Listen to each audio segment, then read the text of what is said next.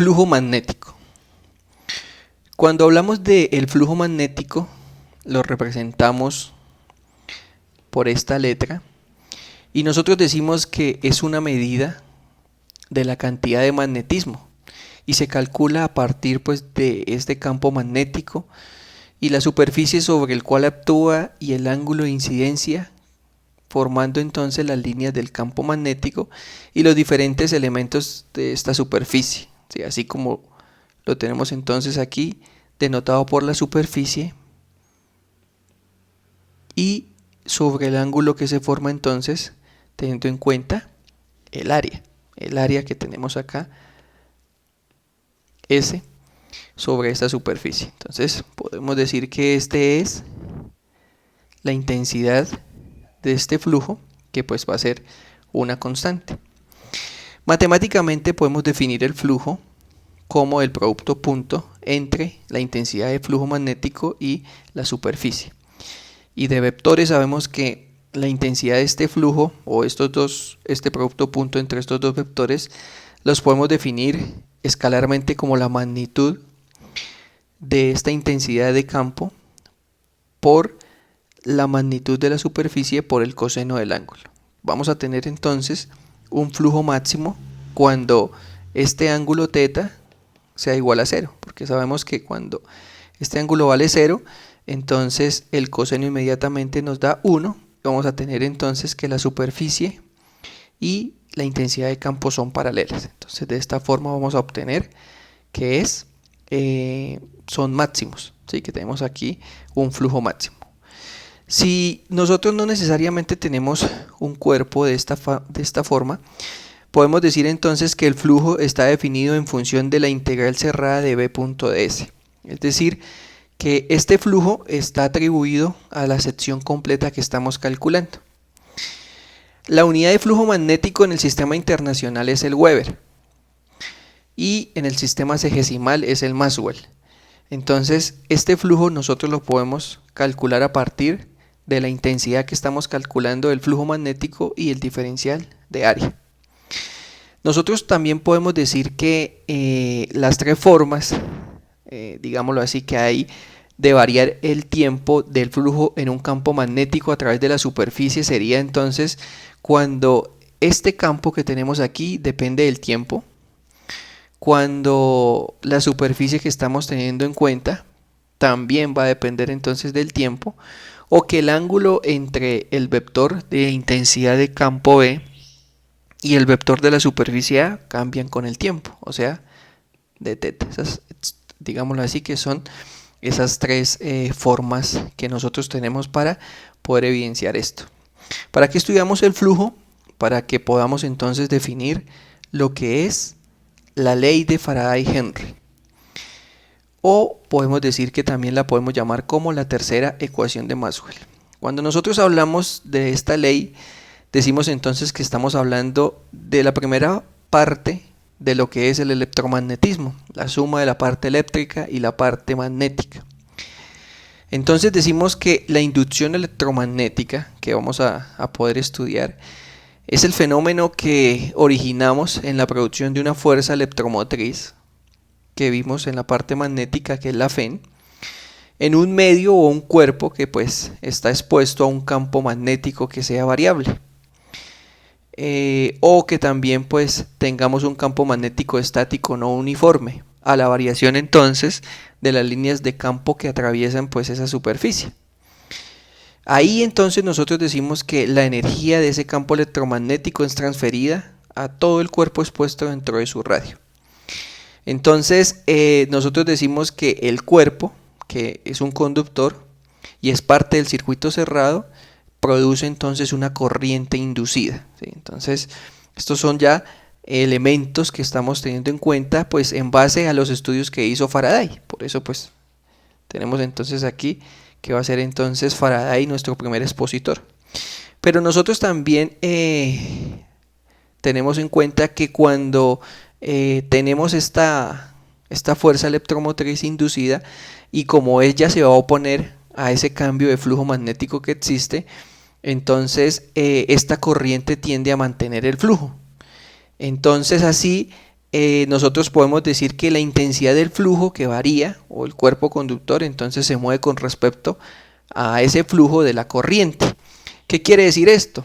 Quiere decir que el cambio del flujo que nosotros tenemos se puede dar a partir de esta expresión, o sea que la fuerza electromotriz, que la vamos a llamar B sub E, o que también la pueden encontrar como F.E.M, entonces es equivalente a esa oposición que se está dando por la variación temporal del flujo que tenemos nosotros en cuenta aquí. Como nosotros vimos hace un momento qué era lo que es el flujo, ¿sí? Entonces vemos que la intensidad de este flujo es igual a la integral de esta intensidad punto ds, ¿sí? O sea que nosotros podemos relacionar esta ecuación con esta ecuación que tenemos acá.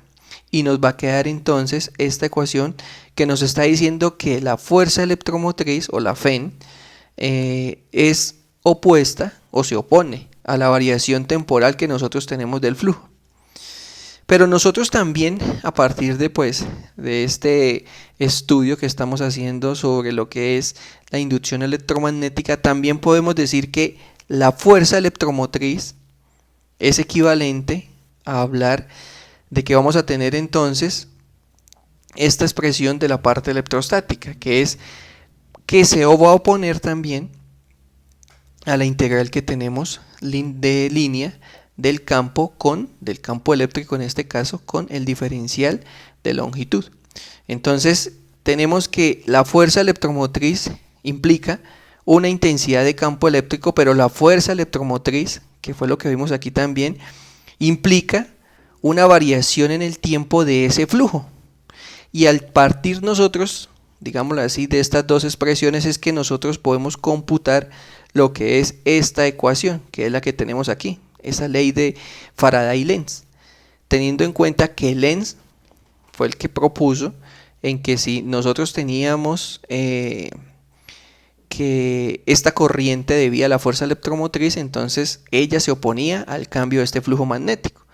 Entonces esta FEN inducida es la misma FEN inducida que tenemos en la ecuación anterior, por eso entonces igualamos esas dos expresiones y obtenemos esta expresión que tenemos acá. Integral de E.dl es equivalente a menos el diferencial temporal de la integral del flujo que tenemos aquí, que es el flujo magnético. O sea que podemos decir que un campo eléctrico produce una variación temporal de un flujo magnético, o que el flujo magnético produce una variación en el campo eléctrico.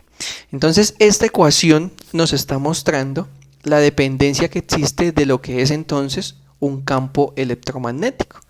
Y estos campos electromagnéticos entonces van a tener la aplicación de las primeras aplicaciones, digámoslo así, de lo que son entonces el electromagnetismo.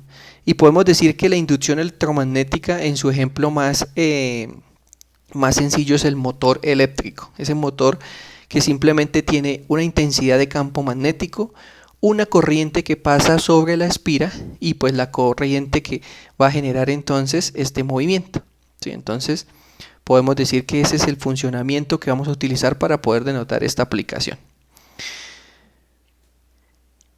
Si nosotros pensamos en cómo la fuerza electromotriz está moviéndose a través de esta intensidad de campo, nosotros decimos que tenemos el campo hacia la parte de arriba, ¿sí? Tenemos este campo que es constante.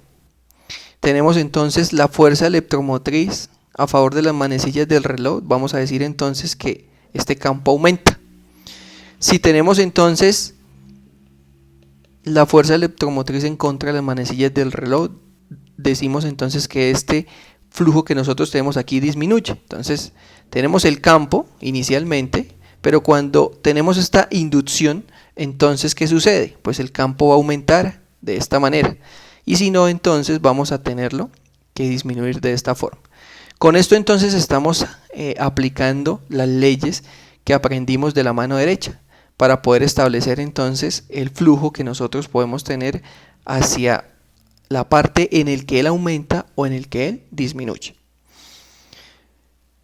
Para entender un poco mejor entonces lo que es la inducción electromagnética, vamos a hacer el siguiente ejemplo. Dice que calcule la fuerza electromotriz o la FEN inducida en una bobina con 200 espiras de 30 centímetros cuadrados cuyo eje es paralelo a un campo magnético uniforme, que varía en el tiempo según la expresión B igual a 2T más 0,8, y esto tiene entonces por 10 a la menos 3 en notación científica. Entonces inmediatamente pensamos en la ecuación y decimos que la integral que nosotros conocemos, que es la integral de punto dl, que es equivalente a menos la variación temporal del flujo, de este flujo magnético. Entonces vamos a empezar calculando pues ese flujo magnético, porque nos están pidiendo calcular la fuerza electromotriz. Ya sabemos que la fuerza electromotriz es igual a la integral del campo por el diferencial de longitud, ¿no? ¿Sí? Entonces tenemos N, que serían las espiras, tenemos a B, que nos dieron la expresión, tenemos también la superficie, ¿sí?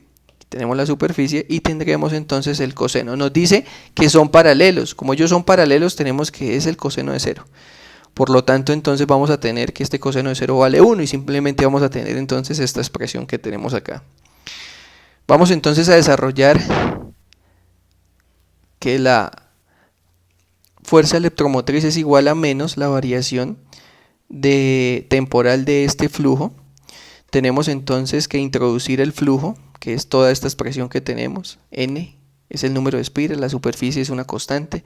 Salen entonces de la derivada, pues teniendo en cuenta nuestra potencia, no la dejamos ahí. Y hacemos entonces la derivada, y la derivada de 2t más 0,8 pues simplemente me da 2, porque es la derivada temporal que nosotros tenemos en cuenta. Entonces, ya teniendo pues prácticamente nuestros valores, vamos a reemplazarlos. N, que serían 200 espiras. La superficie entonces está en centímetros, la vamos a pasar a metros. Para pasarla a metros entonces la dividimos entre 10.000 y nos quedaría entonces por 10 a la menos 3. Multiplicamos entonces por el 2 que tenemos aquí de la derivada y nos da entonces una fuerza electromotriz de menos 1.2 por 10 a la menos 3 voltios. Recordemos que pues la fuerza electromotriz es ese potencial que nosotros tenemos asociado pues a esta inducción. Otro ejemplo que también podemos ver sobre lo que es inducción electromagnética, dice que pues la bobina de un alternador consta de 25 espiras de 60 centímetros cuadrados y gira con una frecuencia de 50 hercios en un campo magnético uniforme de 0,4 Tesla. Entonces nos dice que calculemos la fuerza electromotriz en el tiempo, la fuerza electromotriz máxima y la intensidad máxima de la corriente si la bobina y en el circuito exterior. Entonces tenemos que el flujo que nosotros vamos a trabajar es la ecuación que conocemos, N por B por S por el coseno del ángulo. Pero nosotros ya sabemos que ellas tienen una frecuencia fundamental de 50 hercios.